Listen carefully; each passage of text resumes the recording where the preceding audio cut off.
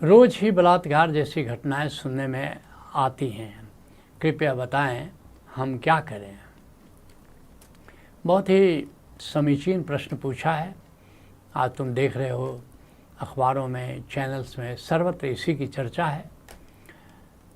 तो पहले तो ये जानो कि ये बलात्कार एक विश्वव्यापी समस्या है। ये केवल हमारे देश की समस्या नहीं है, ये पूरे विश्व की समस्या है। क्या है बलात्कार?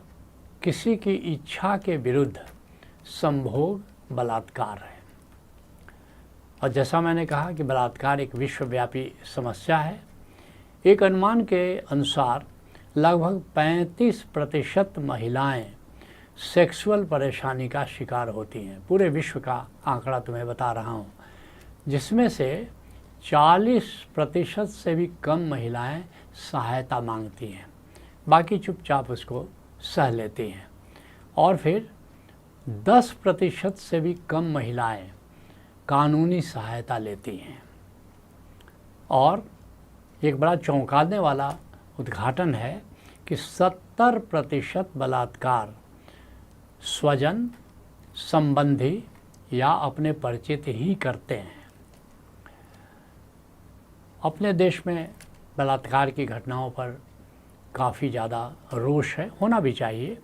लेकिन तुम्हें जान करके ताज्जुब होगा कि बलात्कार की घटनाएं अपने देश में जितनी घटती हैं उससे कई गुना दूसरे देशों में घटती हैं। सबसे ज़्यादा बलात्कार की घटनाएं दक्षिण अफ्रीका में घटती हैं, जो प्रति लाख या जो जनसंख्या है प्रति लाख 132.4 132.4 प्रति लाख घटती है, सबसे ज़्यादा दक्षिण अफ्रीका में। अमेरिका में, यूएसए में प्रति लाख 27.3 बलात्कार की घटनाएं घटती हैं। और एक और चौंकाने वाली बात है कि अमेरिका में जो केस होते हैं, मुकदमे होते हैं बलात्कार से संबंधित, उसमें 97% लोग बरी हो जाते हैं। क्यों? सिद्ध नहीं होता। और भारत में 1.8 बलात्कार प्रति लाख की जनसंख्या पर घटित होता है। ये वार्षिक आंकड़ा बता रहे हैं। और भारत का स्थान बलात्कार की दृष्टि से 96 है, 96वां स्थान है। अर्थात 55 विश्व के जो दूसरे देश हैं, 95 दूसरे देश हैं, वो बलात्कार के मामले में भारत से ऊपर हैं। अर्थात कि उन देशों में बलात्कार की घटनाएं ज़्यादा होती हैं। तो अब आओ विचार करते हैं कि बलात्कार के कारण क्या हैं। 8 मुख्य कारण है। 8 मुख्य कारण है। क्या? पहला, एक उम्र आने पर, ये बायोलॉजिकल नीड है। सेक्स हमारी बायोलॉजिकल नीड है। एक उम्र के आने पर, अब्राहम मैस्लो हमारे युग का सबसे बहुत बड़ा मनोवैज्ञानिक हुआ। मोटिवेशन एंड पर्सनालिटी उसकी बड़ी अद्भुत किताब है। मैनेजमेंट के छात्रों को ये किताब पढ़ाई जाती है। वो कहता है कि 7 हमारी मूलभूत आवश्यकताएं हैं। पहला है क्या आवश्यकता है? फिजिकल नीड्स, अर्थात अपनी भूख, जो मकान, रोटी, कपड़ा, मकान, बुनियादी जो ज़रूरत है। और दूसरी जो है वो सेक्स नीड है, एक बायोलॉजिकल नीड है। समय आने पर, एक वक्त आने पर, एक उम्र होने पर सबकी वो ज़रूरत है। ऐसे ही दूसरी आवश्यकताएं हैं, सिक्योरिटी एंड सेफ्टी नीड है, लव नीड है, बिलोंगिंगनेस नीड है, एस्टीम नीड है, सेल्फ एक्चुअलाइजेशन नीड है। लेकिन ये जो दूसरी नीड है, ये सेक्स एक बायोलॉजिकल नीड है। और ज़रा प्रकृति भी समझ लो। परमात्मा ने जो पुरुष बनाया और स्त्री बनाया, सृष्टि चलती रहे, इसके लिए सेक्स नीड दिया। तो जो पुरुष की प्रकृति है वो थोड़ा अग्रेसिव है, वो थोड़ा एक्टिव है। और स्त्री की जो प्रकृति है वो पैसिव है। इसलिए बलात्कार अधिकतर पुरुष ही करते हैं। तो ये पीछे का बैकग्राउंड है। और जो दूसरा मुख्य कारण है वो समाज में महिलाओं की कमज़ोर स्थिति है। कमज़ोर स्थिति है, इसलिए जो मजबूत होता है वो कमज़ोर पर हावी होने की कोशिश करता है। जो तीसरा मुख्य कारण है वो महिलाएं अपनी असहमति को मुखर नहीं करती। अधिकतर जहाँ तक सेक्स की बात है, महिलाएं पैसिव रहती हैं, चुप रहती हैं, उनका स्वीकार भी चुप में हो जाता है, और कम से कम अस्वीकार अगर है, अगर असहमति है, तब भी वो चुप हो जाती हैं। जबकि उनको विरोध करना है तो मुखर होकर करना है या असहमति जाहिर करना है, नहीं तो पुरुष कन्फ्यूज्ड हो जाता है कि सहमति है या नहीं भी है। तो इसलिए ये बात बहुत महत्वपूर्ण है कि ये जो मुखर नहीं होने से असहमति, इसमें भी बलात्कार की घटनाएं, खासकर जो स्वजन होते हैं, परिचित होते हैं, संबंधी होते हैं, वे कन्फ्यूज्ड हो जाते हैं। इसके चलते भी ये बलात्कार की घटना घटती है। जो चौथा जो कारण है वो है कि आजकल मोबाइल है, इंटरनेट है, फिल्में हैं, और इनमें भरपूर अश्लील सामग्री है, और ये बच्चे भी देखते हैं और बड़े भी देखते हैं, और बार बार उस अश्लील सामग्री को देख करके, उनके बारे में पढ़ करके, सुन करके उनका मन विकारग्रस्त होता है।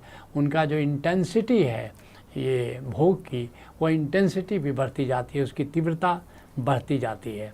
जो पांचवा कारण है वो जो छेड़खानी या बलात्कार कहीं भी होता है तो उसके प्रति जनमानस में उदासीनता है, और उदासीनता है कि लोग उसको हशप करना चाहते हैं, समझौते की संस्कृति है। जैसे कुछ हुआ तो कुछ लोग, बड़े लोग या बाकी लोग जल्दी से दो परिवारों में समझौता कराना चाहते हैं, और आपस में अधिकतर समझौता हो जाता है। लोग कहते हुए कि झगड़े को आगे मत बढ़ाओ, और इस तरह रफा दफा कर देने की अपने देश में टेंडेंसी है। जो छठा मुख्य कारण है कि रेप विक्टिम के प्रति सहानुभूति की जगह एक हेय दृष्टि हो जाती है। इसलिए जहाँ भी इस तरह की घटना घटती है, इसको छिपाने की टेंडेंसी होती है। परिवार भी छुपाता है, क्योंकि अगर एक बार लोगों को पता चल जाए कि किसी लड़की के साथ बलात्कार हुआ है तो फिर उसके प्रति समाज में एक हेय दृष्टि बन जाती है, जबकि उसके प्रति सहानुभूति होनी चाहिए, लोगों को उसकी मदद करनी चाहिए, लेकिन ऐसा बहुधा देखा नहीं जाता। जो सातवां मुख्य कारण है वह है कोर्ट से न्याय मिलने में अनावश्यक विलंब होता है। जैसे मैंने बताया, अमेरिका जैसे देश में 97% जो ऑफेंडर्स होते हैं वो बच जाते हैं। तो ये बात बहुत ज़रूरी है कि न्याय की प्रक्रिया अगर धीमी होगी या विलंब से होगी तो फिर बलात्कार को प्रोत्साहन मिलेगा।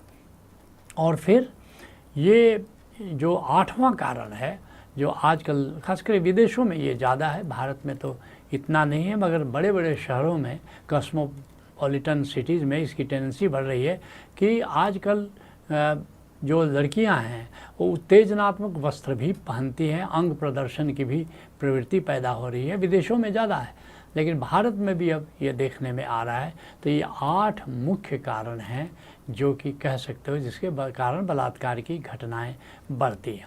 अब तुमने पूछा है कि हम क्या करें, तो मैं बताना चाहूँगा कि वास्तव में हम बलात्कार की घटनाओं से मुक्ति के लिए क्या उपाय कर सकते हैं, और 10 मुख्य उपायों की मैं चर्चा करना चाहूँगा।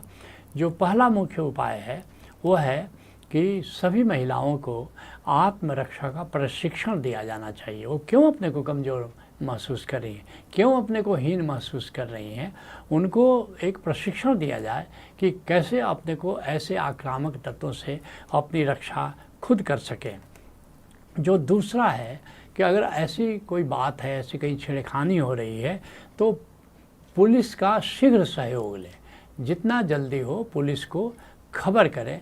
और उसमें भी देखा जाता है कि विलंब हो जाता है और पुलिस का शीघ्र सहयोग हम लोग नहीं लेते हैं। फिर तीसरा जो उपाय है वो बलात्कार की शिकार महिला जो है उसको सपोर्ट करें। अगर समाज तैयार है, कहीं भी कोई छेड़खानी कर रहा है और समाज के लोग तैयार हैं और उस महिला का सपोर्ट करते हैं और बलात्कारी का विरोध करते हैं या छेड़खानी करने वाले का विरोध करते हैं, तो आप देखेंगे अगर जागरूक समाज हो जाएगा तो किसी की हिम्मत नहीं पड़ेगी किसी को छेड़खानी करें या किसी के साथ बलात्कार के लिए कोशिश करें।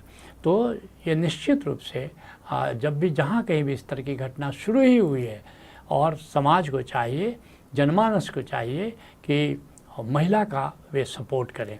जो चौथा उपाय है वो है अपने इर्द गिर्द या वर्क प्लेस पर अगर कहीं छेड़खानी हो रही है, कहीं बलात्कार की कोशिश हो रही है, तो हो सके तो उसको रोकें। और अगर नहीं रोकना संभव है, आप अपने को कमज़ोर महसूस कर रहे हैं, तो कम से कम टोकें कि नहीं, ये बात ठीक नहीं है, ये छेड़खानी तुम नहीं कर सकते, ये हम बर्दाश्त नहीं कर सकते।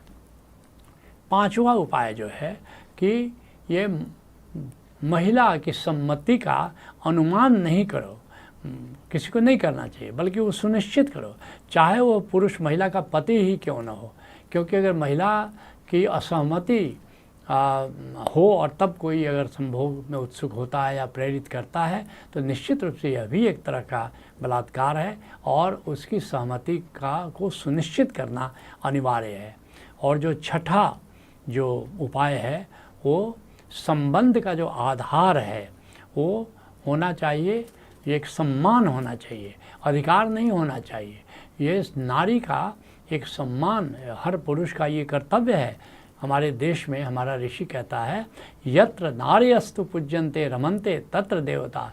जिस देश में, जिस समाज में नारी का सम्मान होता है, नारी की पूजा होती है, नारी की प्रति श्रद्धा होती है, उस देश में देवता भी रमण करते हैं। तो हमारे देश की तो ये संस्कृति है। तो ऐसी संस्कृति वाले देश में तो बलात्कार की घटना होनी ही नहीं चाहिए। और फिर जो सातवां उपाय है कि पुरुष और महिला दोनों कुसंगति से बचे, नशे से बचे। ये जो कुसंगति है, युगों में भी अगर आप कुसंगति में पड़ गए हो, आप नशे में पड़ गए हो, तो आप देखोगे कि आप इस तरह की घटना में बहुत जल्दी शरीक हो जाते हो। जो आठवां उपाय है कि महिलाओं को निर्जन, असुरक्षित या अंधेरे स्थान में जाने से हमेशा बचना चाहिए, कि जो प्रिकॉशन है ये ज़्यादा ज़रूरी है। और फिर जो अगला उपाय है, जो नौवां उपाय है, वो बलात्कारी के लिए कड़ी से कड़ी सज़ा का प्रावधान होना चाहिए। कड़ी से, हमारे देश में धीरे धीरे सज़ा का प्रावधान और कड़ा होता जा रहा है और होना चाहिए। खास करके जो गैंग रेप्स होते हैं उनमें तो फांसी की सज़ा हो और तुरंत हो। एक बहुत ही फास्ट ट्रैक कोर्ट की स्थापना इसको डिसाइड करे, ताकि बाकी लोगों के लिए एग्जाम्पल बनता है कि ऐसी कोई दुर्घटना न हो। और जो 10वां उपाय मैं आपको बताना चाहूँगा कि विमेन एम्पावरमेंट पर सबको काम करना चाहिए। ओशोधारा ने विमेन एम्पावरमेंट कार्यक्रम लॉन्च किया है, 4 दिनों का कार्यक्रम है। जैसे अभी पहला जो कार्यक्रम है वो दिसंबर में 1 से 4 दिसंबर तक है। तो विमेन एम्पावरमेंट कार्यक्रम जगह जगह कराया जाना चाहिए। सारी महिलाओं को इस कार्यक्रम के माध्यम से अवगत कराया जाता है कि कैसे हम महिलाओं को का सशक्तिकरण कर सकते हैं। और इसके लिए तो हमारे यहाँ एक मूवमेंट के तौर पर विमेन एम्पावरमेंट कार्यक्रम चलाया जा रहा है। और इस जो ये अभियान के रूप में, एक मूवमेंट के रूप में चलाया जा रहा है, विमेन एम्पावरमेंट, संक्षिप्त में WEV, अर्थात हम सब मिल कर के महिलाओं का सशक्तिकरण करें। और इसका संयोजक, इसका कोऑर्डिनेटर डॉक्टर रचना को नियुक्त किया गया है। वो इस कार्यक्रम की फैकल्टी भी है। तो तुम पूछते हो कि कृपया बताएं हम क्या करें, तो मैं चाहूँगा कि आप सब लोग डॉक्टर रचना का हाथ मजबूत करें, उनको सहयोग प्रदान करें। और ये जो मूवमेंट है ओशोधारा जो प्रायोजित है, ये जो विमेन एम्पावरमेंट मूवमेंट, इसमें सबको भाग लेना चाहिए। केवल महिलाओं को ही नहीं, पुरुषों को भी इस कार्यक्रम में भाग लेना चाहिए और इस अभियान में भाग लेना चाहिए।